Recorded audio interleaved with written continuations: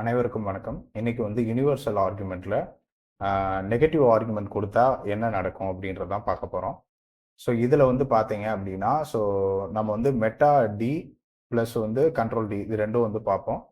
So first வந்து meta D. So meta டின்றது alt D. So இப்போ வந்து ஆல்ட் டி ப்ரெஸ் பண்ணேன் அப்படின்னா ரைட் சைடு இருக்க வேர்டு வந்து ஒன் பை ஒன்னாக வந்து டெலீட் ஆகிறத வந்து பார்க்குறீங்க. ஸோ இங்கே பார்த்தீங்கன்னா ஆல்ட் டி வந்து கில் வேர்டு.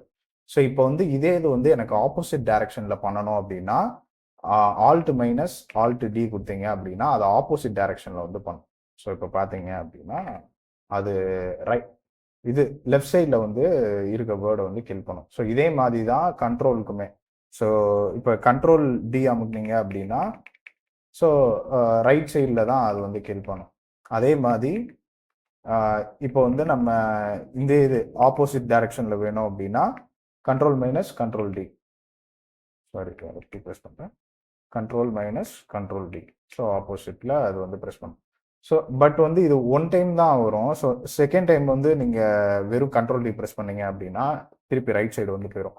ஸோ இதை வந்து நம்ம எப்படி ஓவர் கம் பண்ணுறது அப்படின்னு பார்த்தீங்கன்னா நம்ம ரிப்பீட் மோடுன்னு ஒன்று இருக்குது. ஸோ இப்போ பார்த்தீங்கன்னா நான் என்ன பண்ண போகிறேன்னா கண்ட்ரோல் மைனஸ் கண்ட்ரோல் டி கொடுத்துட்டு கண்ட்ரோல் எக்ஸ் இசட் கொடுக்குறேன் அப்படின்னா அது வந்து ரிப்பீட் மோடு வந்து எனேபிள் பண்ணிடும். இப்போ நான் ஜி ப்ரெஸ் பண்ண அது வந்து என்ன ஆகும்னா லெஃப்ட் சைடில் இருக்க இது வந்து அப்படியே ஒன்று ஒன்றா டெலிட் பண்ணும். என்னன்னா ப்ரீவியஸாக பண்ண கமாண்டை வந்து அது இது பண்ணிட்டு அது வந்து எக்ஸிக்யூட் பண்ணிக்கிட்டே இருக்கும். பார்த்தீங்களா? ஸோ இங்கே பார்த்தீங்கன்னா கண்ட்ரோல் எக்ஸ் ஜி ரிப்பீட் அப்படின்ட்டு இருக்கு.